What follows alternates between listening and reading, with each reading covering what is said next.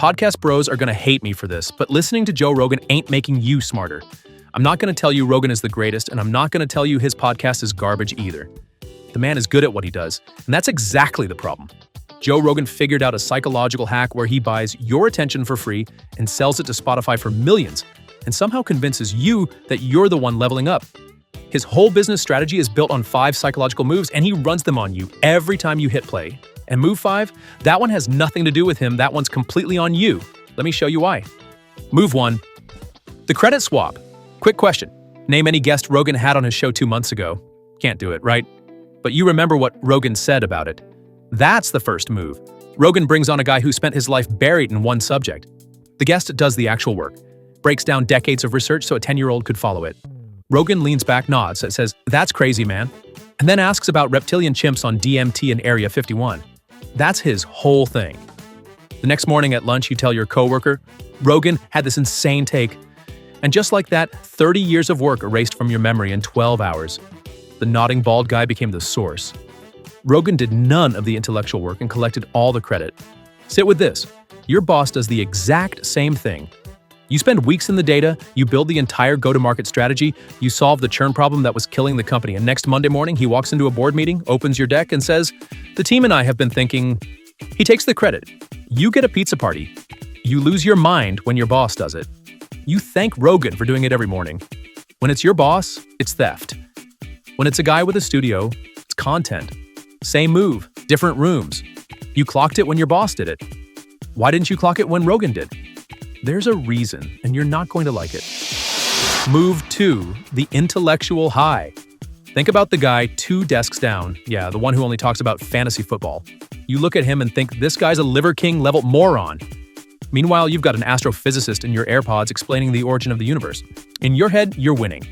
Then the promotion comes around and the fantasy football guy gets it. Why? Because while you were hiding in your car with the physicist, he was in the break room talking to the people who actually call the shots. He translated small talk into a $20,000 raise while you translated a 3-hour podcast into nothing. You're not listening to learn. You're listening because it makes you feel like the smartest guy in the building. Joe Rogan makes you feel like collecting random facts is the same thing as leverage. It isn't. Your coworker just walked off with 20 grand more a year and you get to console yourself by knowing what dimension C137 is. That's the deal you signed. Playing the unrecognized genius is easier than admitting your entire skill set is one software update away from being automated. Move 3. The productivity illusion. Let's talk about this morning. You put on an episode on the commute. Some retired operator screaming about discipline, cold plunges, and waking up at 4 a.m. By the time you hit the parking lot, you were ready to jump out of a Blackhawk over Tehran with a stapler. 10 minutes later, you were in the bathroom scrolling your phone. 3 hours of disciplined content produced 0 minutes of action. You get the feeling of doing the work without doing the work, and your brain can't tell the difference. Yeah, that's the whole loop. Meanwhile, your boss just handed you a new AI tool to speed up your workflow. You know exactly what's happening. You're training your own replacement, and when the layoffs come, what's the corporate spin this week? High-efficiency AI-driven automation, skills-first agile restructuring. Whatever they're calling it, you're the first one cut. Nobody at that company actually knows what you do. By then, you're just a slower, more expensive version of ChatGPT. You had 1 free hour this morning to actually build something. Anything, a skill, a plan, a side thing, and you pressed play instead. And I know what you're doing right now. You're nodding. You think agreeing with me is the same thing as changing something. It isn't. You're getting that hit of feeling smarter just by watching, but that's the trap. Knowing the play isn't the same as beating it. So stop nodding and start locking in. Because if you just watch and like this video and go back to your desk without a plan, you're still the one funding someone else's bonus with your time. Move 4. Just asking questions.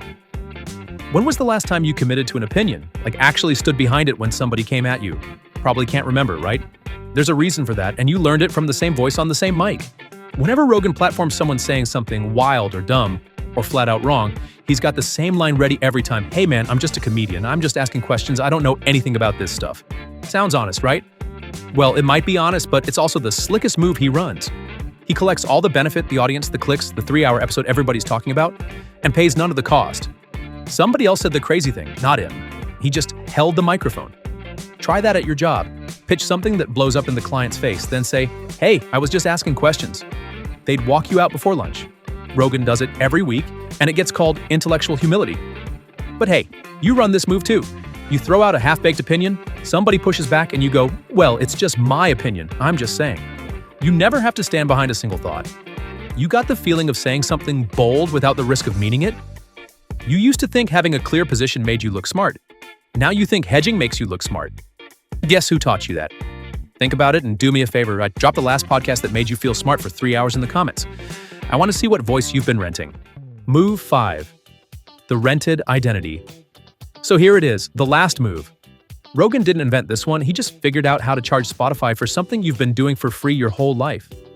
Think back to your first week at your first real job. You walked in and realized everyone around you sounded more confident than you felt. So you started copying. Pick the coolest guy in the room, memorize the jargon he used, the way he'd lean back and say, well, strategically speaking in Q2. It worked! You got through years wearing somebody else's personality like a borrowed suit. Fake it till you make it, right? Then the manager stopped being enough. You found a tech guy on Twitter who sounded smarter. Now it's a founder on a 3-hour podcast telling you the 9 to 5 is a scam. And you adopt the mindset of a guy shooting elk in Texas while you're in a cubicle making 60 grand a year without dental. The source keeps changing. You never do. Hell, you were doing this before Rogan even owned a mic. And the real reason you keep the audio running from the second you wake up? If it ever gets quiet, you're alone with the math of your actual life. And the math is not looking good. The rent is too high. Gas prices are exploding, and the job alerts stopped coming months ago. The market is freezing. AI is coming for your role. And instead of building a real plan, you spend 3 hours a day hiding inside another man's confidence. You could stop the noise for 15 minutes.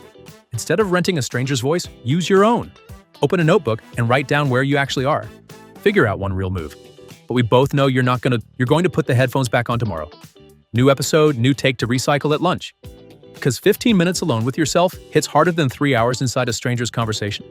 Can you see it now? This was never about Joe Rogan. That's why the comedian saw it first.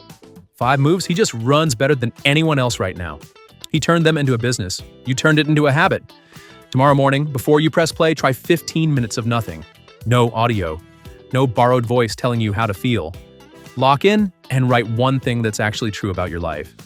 If you can do it, you don't need Rogan or this channel. But if you can't, you know where to find me. This is Americology. Subscribe.